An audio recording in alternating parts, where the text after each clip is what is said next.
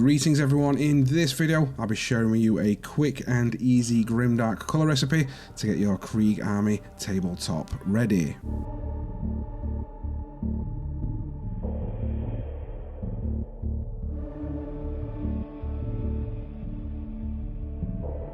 Hey guys, Nate the Feral Painter here and welcome to the video. Now this is something a little bit different to the normal content on this channel.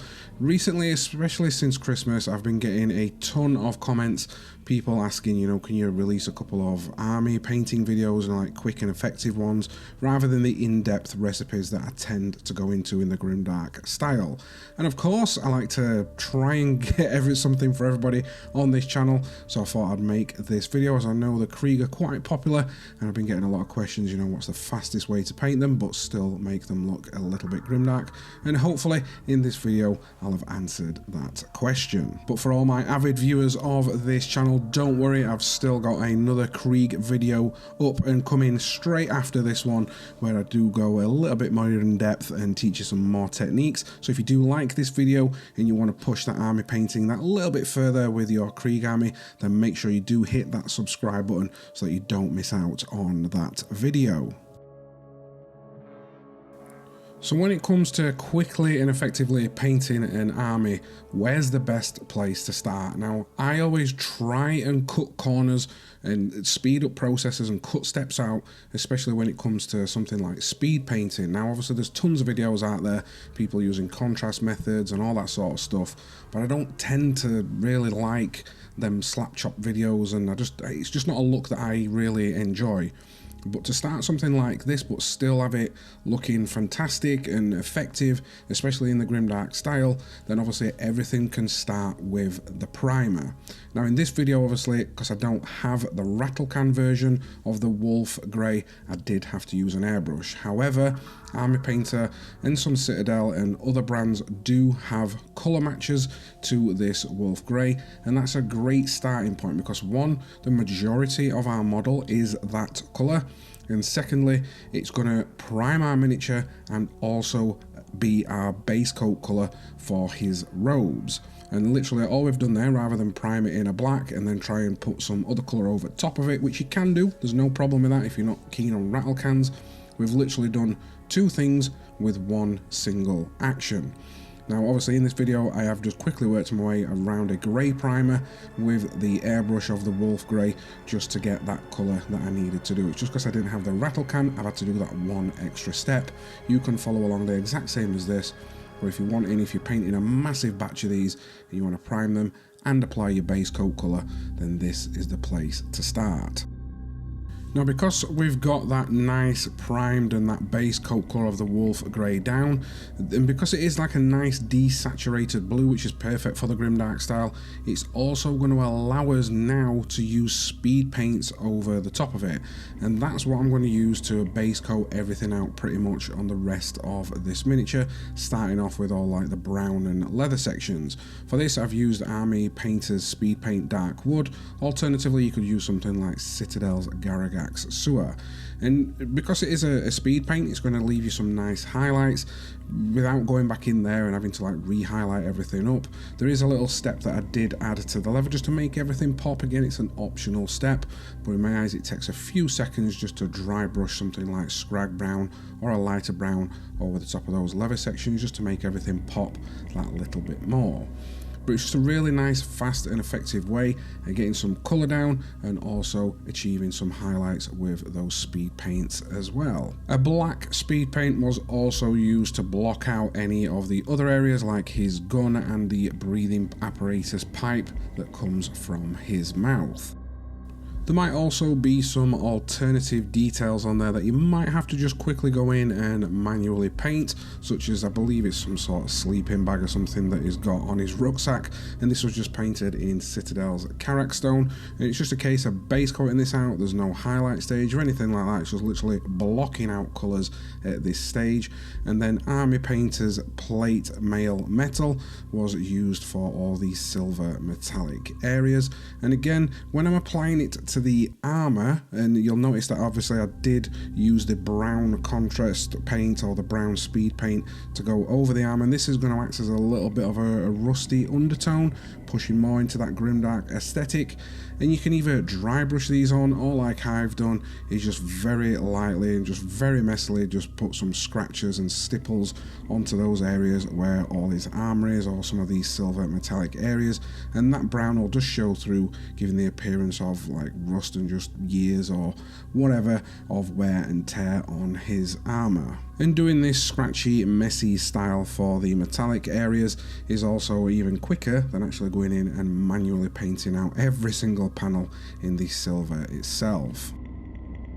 Now at this point everything should be base coated out and some little additional details added to the miniature, and although this can look alright for the tabletop on its own, how can we push it more into that grimdark aesthetic with just one paint and also make everything else tie together, make it look like it's been on that battlefield for a long time and is covered in grime and everything like that. And it's also going to add some little shadows and some depth to the miniature, and for this we are going to be using Villainy Inc.'s Goons Grime. Now if you've never used this and you're new to painting and army painting and all that sort of stuff, which is more what this video is aimed at, you sort of people, enamels are a lot different to acrylic paints. Now, they operate just like acrylic paints and washes, but rather than use water, we're going to use something called mineral spirits. Now, I do decant some of this onto a little palette. Don't use a wet palette for this because the water will make it act a little bit strange. Instead, you can use something like a citadel base. Just put a couple of drops on there and then start to apply it to your miniature. Now you'll notice on this I'm applying it pretty much neat straight from the bottle to the lower extremities of the miniature, and this is just to represent more grime as that, you know, is running through trenches and stuff that would naturally build up in those areas. And then for areas more like the top, you can thin this down a little bit like you would an acrylic wash with the mineral spirits. And I just liberally apply this all over the miniature, and if you're new to this and you're like, what is he doing to this, it looks horrendous, don't worry. The beauty of enamel paints is that we can reactivate them with mineral spirits once they are dry and remove it back off the miniature. It's just like painting in reverse. Now once you've applied the wash all around your miniature and you've absolutely caked it in this stuff, don't go overboard with it though, then you can give it around 15 minutes to dry, or alternatively you can use something like a hairdryer or a blow dryer just to speed up this process.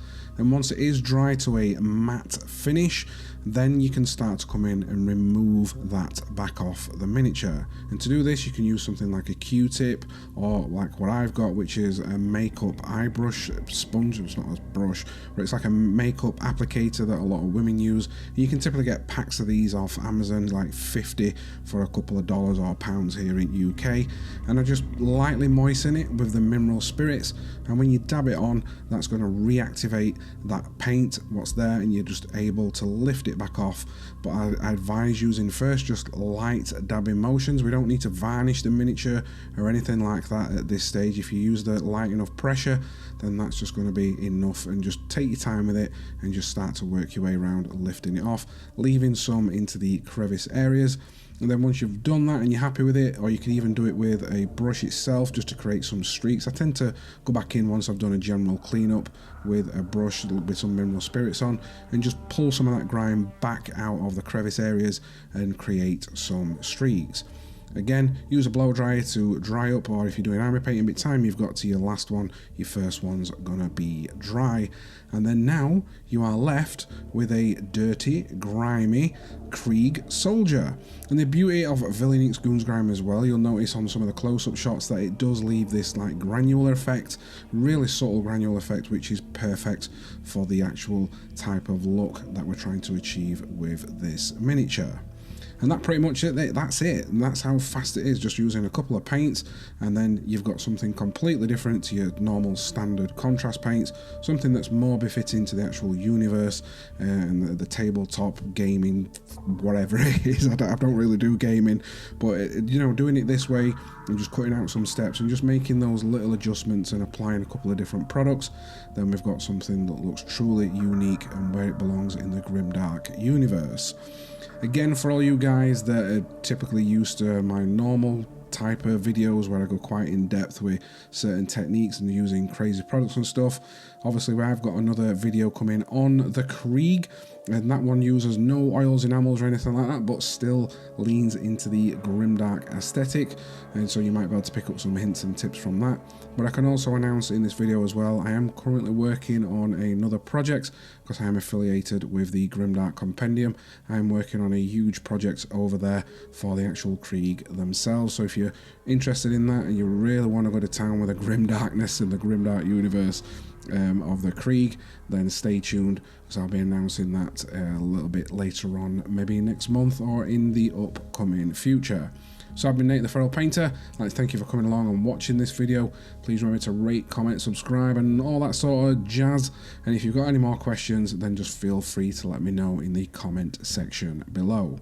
Until next time guys, I'll catch you in the next video.